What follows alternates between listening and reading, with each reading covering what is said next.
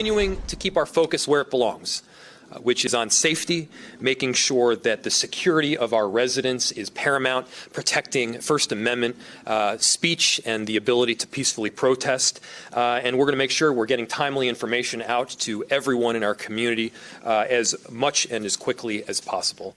That was Minneapolis, Minnesota Mayor Jacob Frey just moments ago addressing security plans as that city prepares for Derek Chauvin's murder trial. Opening statements set to start on Monday. One of the big issues looming over that trial is policing overall. It's been months now since a majority of city council members publicly committed to defund and dismantle the police department after George Floyd's death. In fact, every potential juror for Chauvin's trial was asked about it. NBC's Shaquille Brewster is in Minneapolis, Minnesota. He's covering the trial for us. This morning, he joins us to take a look at where that fight to defund police stands. So, Shaq, what has changed there, if anything?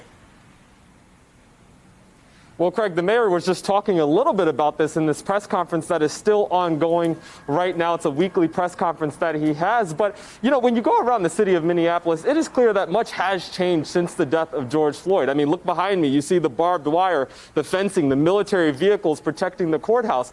But on that specific pledge to dismantle and defund the Minneapolis Police Department, well, it really depends on who you ask. It started with a promise in a park. To end policing as we know it. Minneapolis City Council pledging radical reform less than 2 weeks after the police killing of George Floyd. A majority of council members, of city council members on stage supporting that idea to dismantle the Minneapolis Police Department. A headline-grabbing commitment. To defund the police. Still unfulfilled today. What has happened since that day? We took 5% of the mayor's proposed budget that was for the police, and we've allocated it towards other programming. There has been progress. The police chief announced new use of force guidelines for officers, including a ban on neck restraints. After much political pressure, Mayor Jacob Frey agreed to nearly $8 million in police budget cuts, shifting the money to violence prevention and mental health response initiatives. And this month, the council resubmitted a proposal to amend the city's charter, replacing the police department with a more holistic Department of Public Safety. What do we want? Justice! What do we want? Now! Incremental steps short of the promised radical reform. Minneapolis City Council even said we were going to defund the police, and then they backed out. They backed out. But do you think it satisfies the people who were in that park that day who saw it said defund the police? And the truth is that I'm not satisfied. I think that we could make deeper investments. But for some, even the conversation of defunding the police is dangerous. You think this movement causes harm? This movement, not think. Let's look at the facts.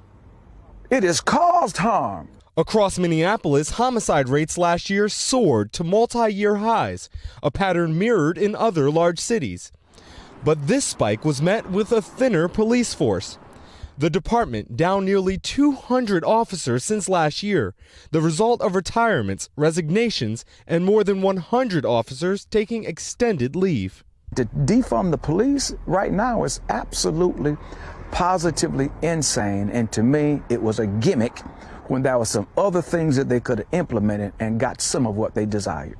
A battle that continues. I want to ask them to reclaim their imagination and then ask them to dream of a public safety system that can keep folks safe and also not murder people. A community divided over reforming the existing system or drastically recreating it. And Craig, you'll remember that that $27 million settlement for the family of George Floyd passed by the city council. Well, on that exact day, they also passed a measure that would potentially get this question to voters in November. Craig? Shaq Brewster in Minneapolis with a solid look there. What's happened in that city since the death of George Floyd with regards to the defund the police movement. Thank you, Shaq, for that. That's going to do it for me this hour. Andrea Mitchell reports. We'll start after a short break. Hey, thanks for watching our YouTube channel. You should know that you can follow today's top stories and breaking news and catch up on your favorite MSNBC shows all in one place. Download the NBC News app today.